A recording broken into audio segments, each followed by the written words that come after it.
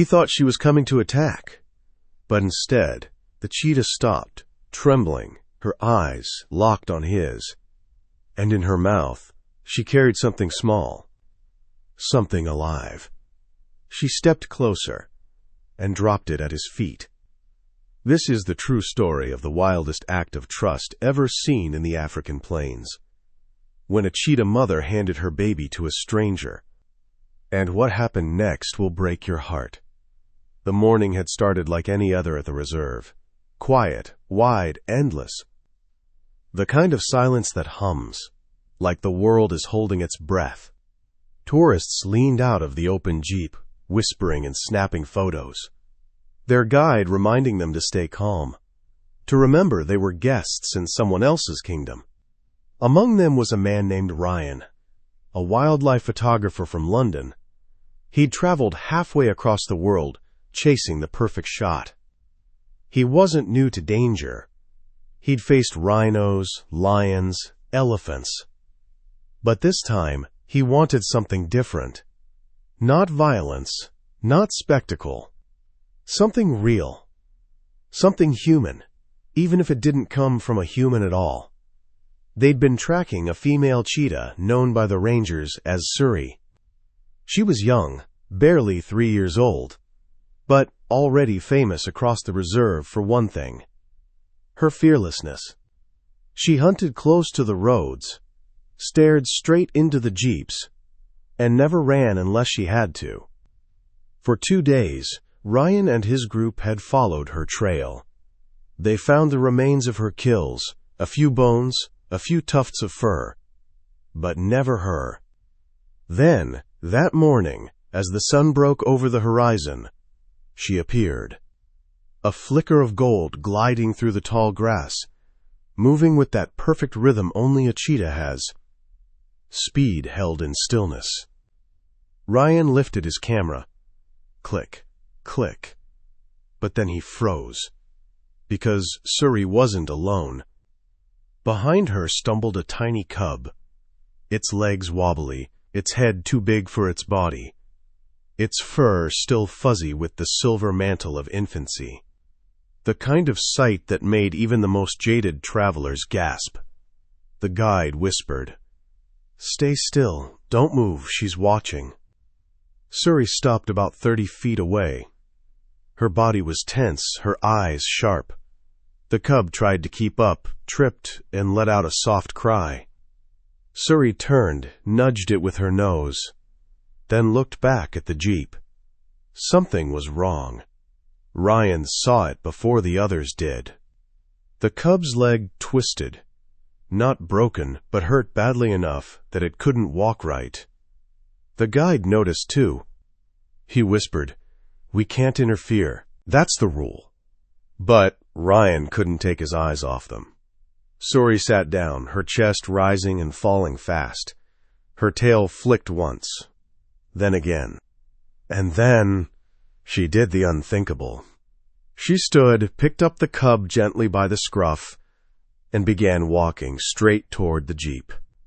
The guide hissed under his breath, "Stay calm, no sudden moves." Everyone in the vehicle froze.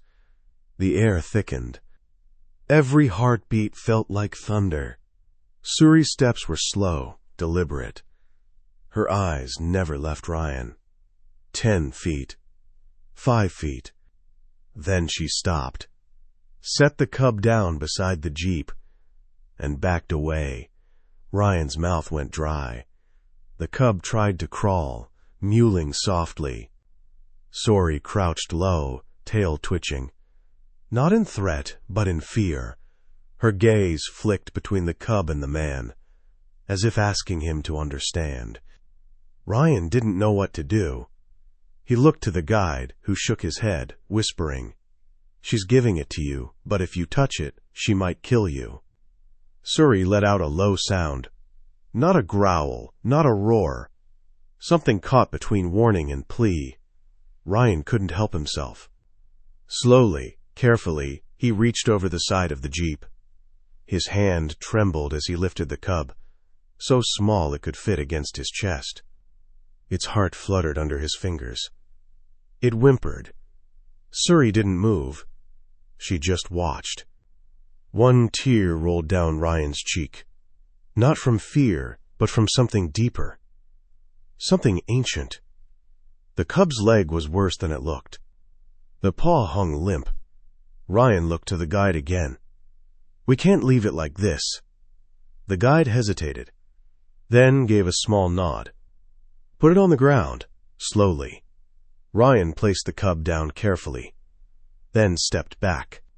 Suri approached, sniffed the cub, then, without a sound, licked its face and looked at Ryan one last time. And in that look, there was trust. A kind of knowing that crossed every line nature had ever drawn. Then she turned and disappeared into the grass. The rangers followed from a distance. They saw her carry the cub to the edge of a dry riverbed, where she hid it under a bush. She left, limping herself. To hunt, maybe, or maybe just to find water. That was the last time anyone saw her alive. 2 days later, they found her body. Poachers. A trap meant for a hyena. The wire still tight around her neck. Ryan didn't say a word. He just walked away from the group and sat under a tree for a long, long time. But here's the part that will break your heart. The cub survived. The rangers took it in, named it Hope. It grew stronger, learned to run, learned to chase shadows across the training field. But every time it heard a Jeep engine, it would stop and turn its head, like it was waiting for something, or someone. When Ryan returned a year later, he stood at the edge of the enclosure. Hope was almost grown now, sleek, fast, beautiful.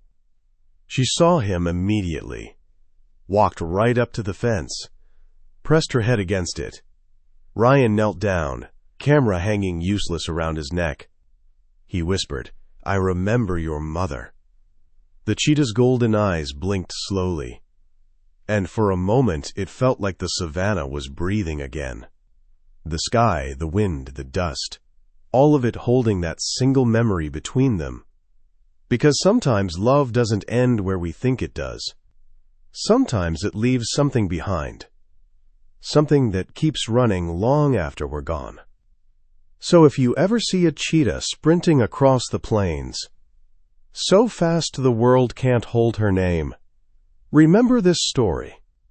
Remember that once a mother's heart trusted a human's hands, and the wild, for one brief moment, believed in kindness.